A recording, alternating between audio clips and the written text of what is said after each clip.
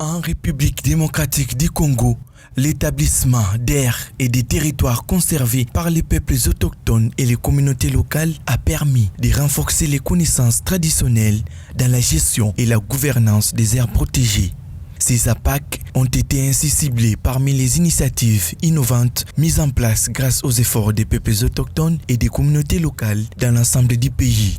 En dehors de contribuer à la gestion efficace des aires protégées, ces expériences ont concouru à la restitution des écosystèmes et au maintien d'espèces menacées, en particulier dans des zones d'importance critique pour la biodiversité. L'état des lieux de ces efforts a été présenté par l'Alliance nationale d'appui et de promotion des aires et territoires du patrimoine autochtone et communautaire en RDC, APAC en cycle, le jeudi 9 mars à Kisangani. Vous êtes sans ignorer qu'on a implémenté les aires protégées, les espaces, les sociétés d'exploitation forestière, très souvent dans les milieux de vie des peuples autochtones et communautés locales. Certains d'entre eux ont été même déplacés et consorts.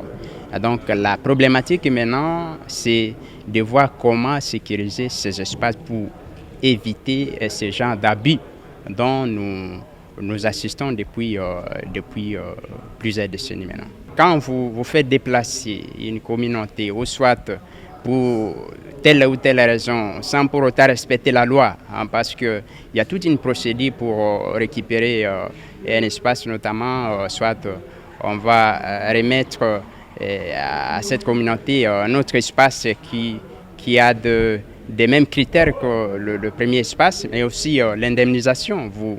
Vous faites déplacer une communauté, vous faites indemniser. Si on ne respecte pas ça, c'est qu'on est en dehors de la loi. Et les peuples autochtones et communautés locales sont en train de lutter avec ceux qui sont avec eux pour que finalement cette situation soit résolue. Les aires et territoires conservés par les peuples autochtones, pygmées et communautés locales s'avèrent une opportunité non négligeable pour atteindre l'objectif 30-30 du nouveau cadre mondial post-2020 sur la biodiversité. Nous sommes venus ici à Kisangani pour démontrer les efforts fournis depuis des siècles par les peuples autochtones et communautés locales dans le processus de préservation de la biodiversité. Et parmi ces efforts, vous avez des espaces de vie déjà qu'on appelle les APAC, les aires conservées par les peuples autochtones et communautés locales, qui sont déjà identifiés à travers les pays. Certaines sont déjà cartographiées et nous sommes venus ici, n'est-ce pas, pour démontrer de quoi les communautés sont capables. Et donc, s'il y a des négociations, s'il y a des discussions, c'est une partie prenante non négligeable dans le processus de la préservation de la biodiversité, mais aussi la lutte contre le changement climatique. Qui dit population dit aussi peuple autochtone et communauté locale. Il y a les territoires, c'est la RDC, il y a aussi un gouvernement qui gère aussi. Cela veut dire que aussi les communautés réclament cette reconnaissance, ça fait partie aussi de l'élément population. Donc nous ne sommes pas en dehors.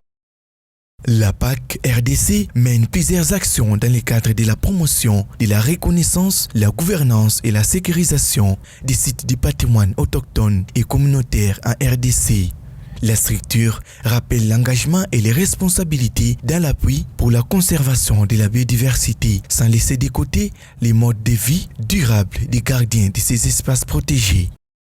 Et notre plaidoyer depuis longtemps, c'est de voir dans quelle mesure, heureusement avec les différentes réformes en cours, notamment la réforme foncière, aménagement du territoire et consorts, le problème a été posé et nous attendons la finalisation. Nous osons croire que cette question de sécurisation des espaces des terres des peuples autochtones et communautés locales seront une priorité dans ces différentes réformes. Et surtout que les chefs de l'État venaient de promulguer depuis l'année passée, au mois de septembre, une loi portant promotion et protection des droits des peuples autochtones. Nous pensons que cela sera une réalité et non une utopie. Signalons que la loi numéro 22/030 du 15 juillet 2022 portant protection et promotion des droits des peuples autochtones pygmées a été promulguée le 16 novembre 2022 par le président de la République, Félix Antoine Tshisekedi, après son vote par le Sénat le 10 juin 2022.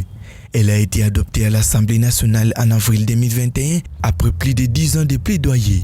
L'ANAPAC RDC figure parmi les organisations qui se sont investies dans les différentes étapes pour l'obtention de cette loi depuis les divers plaidoyers entrepris par son partenaire RIPALEF, Réseau des populations autochtones et locales pour la gestion des écosystèmes forestiers d'Afrique centrale.